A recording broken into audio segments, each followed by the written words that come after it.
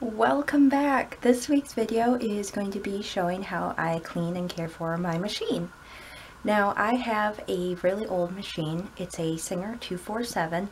It is made of metal. It does have a plastic housing, but by and large is a metal machine and has the weight to prove it. One of these days I'm going to put it on the scale just because I'm curious. But cleaning and caring for your machine is one of those things that's going to help it last longer, it's going to work smoother, and help you avoid trips to the repair shop. Which for me, I have to drive an hour, drop it off, wait for them to pick it up, wait for them to drop it back, and drive an hour again. So it's a couple of weeks and a tank of gas. Well, maybe not a tank of gas, but gas is expensive. So for me, avoiding downtime with my machine is really important. I do have a spare I can use, but I like this machine. It's my favorite. And it's just a hassle to have to take it. So the more I can keep it running smoothly myself, the better. So let's see how I clean and maintain my machine. I don't have the greatest light today. It's really stormy and cloudy out, so I have about zero sunshine, so you're going to have to bear with me on that fact. So I do have my manual, and it literally has half a page on caring for your machine, and basically just tells you to unscrew a few things and clean it and oil it. It gives zero instructions. So I'm going to start first by just giving my machine a dust with a microfiber cloth. Use whoever you got. Old flannel bed sheet hemmed up makes a great dust rag I found, but I like the microfiber because it does at least trap it. I'm not just kind of moving it around.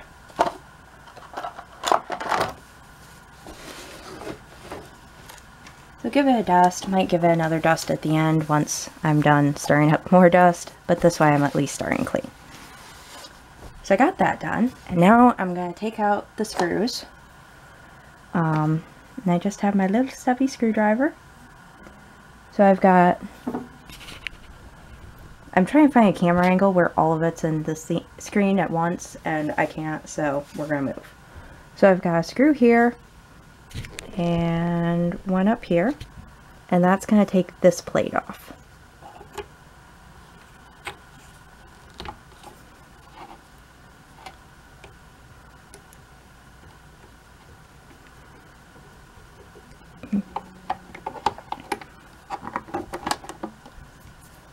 And do the side one. Close that plate before I drop my screw into it, and it's never to be seen again. Because I would do that.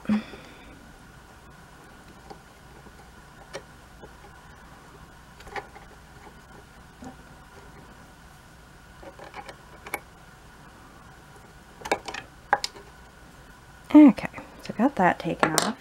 Now, when I loosen this one, I've made this loose. So this one can just, yes, like that. There we go. Now, I'll try to show you my instruction manual. And it says to oil in these two spots. They're good instructions, but there's just not enough of them. Also, the light bulb changing involved my father in a significant period of time to make that happen. Okay, now for oil, I don't use anything special. The can is probably as old as the machine. I think the machine is from the 70s. So basically what we're oiling is this one right here, which is the needle going up and down a bit.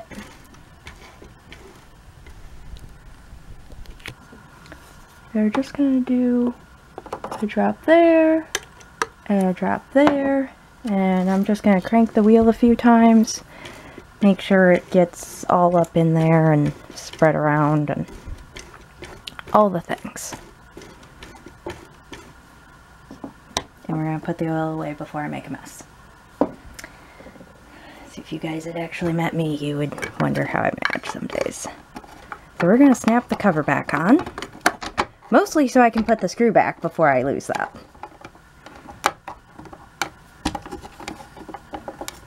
And it just snaps back together.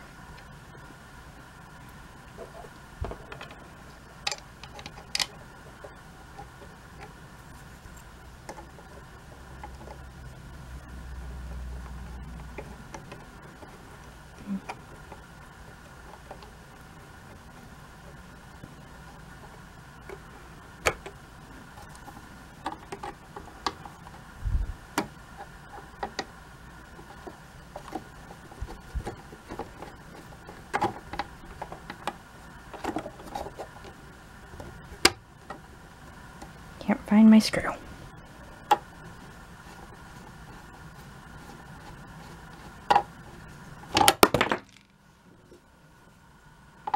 It's going well today, thanks for asking. Okay, got all that tightened back up. Now, going to clean the bobbin case. And I've been sewing a flannel shirt lately. So, why is the lighting so bad?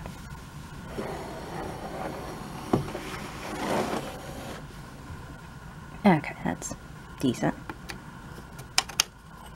So I'm just going to pull this back. And all I have is a cotton swab. And we're also going to pop this plate off. It actually isn't held down by anything specifically. All it is this bit kind of weights it down. Come on. I'm going to lower my presser feet so that they're not in the way. And this plate comes off. This plate here slides off, but is a absolute pain to get back on. So we do not take that off unless it is required.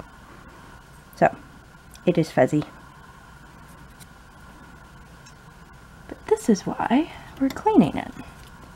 And I am not really doing anything special here. I am literally just shoving a cotton swab around and picking up lint. And grossing you guys out probably.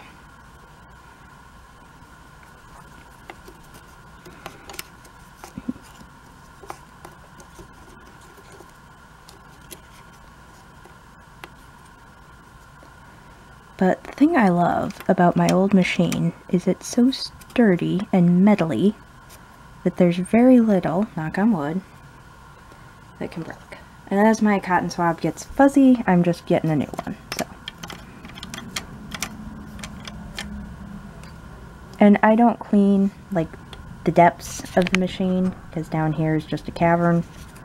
I don't clean down in there. Sometimes I will take the vacuum hose just to keep it from getting too bad. But what I am going to do is I'm going to turn the wheel so that I can get new parts. Look at that.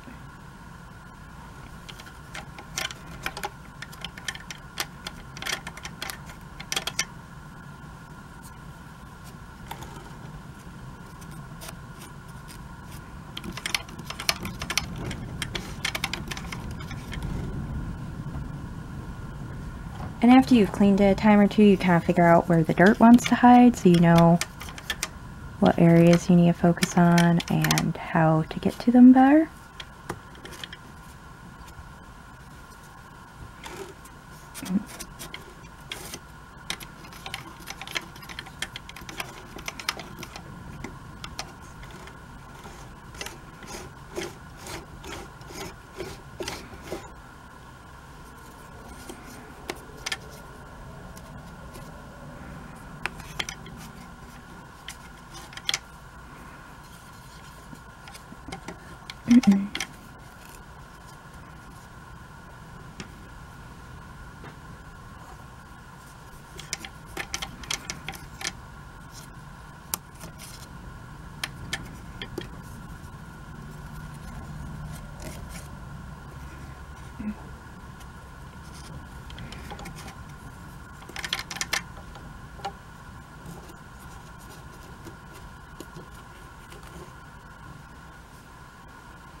Okay, I think I'm going to call that good. We're going to put this back on, and I want my presser feet to go down. My finger's out of the way of the needle. I'm not going to stab myself. But we do actually need the needle up. And I know it's hard to see, but I just pull that little thing up and wedge that back under. So I've got that done, and I'm going to show you how I replace a needle. I'm going to put the presser foot down so it's out of the way. There's a little screw here that just holds the needle in place. So I got one hand holding my needle so it doesn't drop into the depths of the machine. You just unscrew the screw. And I don't actually need a new needle today, so I'm just showing how. And if you look at your sewing machine needle, this is the end that goes in the machine. It is kind of semicircular. Focus. Anyway, this side is flat and this side is curved. So the flat side goes away from you, and there's just a little hole it goes up in. And then you tighten the screw back up. So that's really easy. And if you're looking at the timestamp, like I am on my camera, I've been filming for about 10 minutes. So it literally took me 10 minutes to get my machine taken apart, oil it quick, put back together, defuzz it, put in a new needle. Okay, add 2 minutes for me having to go find a new needle. I actually was changing the needle out today. I'm just going to give it another once over with my cloth just to make sure it's all clean. And because I slid my machine out of the way, so I had room for my tripod, we're going to dust under there. And I'll show you a little bonus content. I have this slot here, which is designed to hold the foot pedal during storage. But I have this little plastic case, which actually cotton swabs and cotton balls came in, probably from like the dollar store, or a dollar store. And I'm slightly miffed that it's like a 1/4 inch too long to fit perfectly, but it's got my scissors, seam ripper, ink pen, screwdrivers. Where'd my other screwdriver go? All my little things that tend to get lost, they can all hang out right there.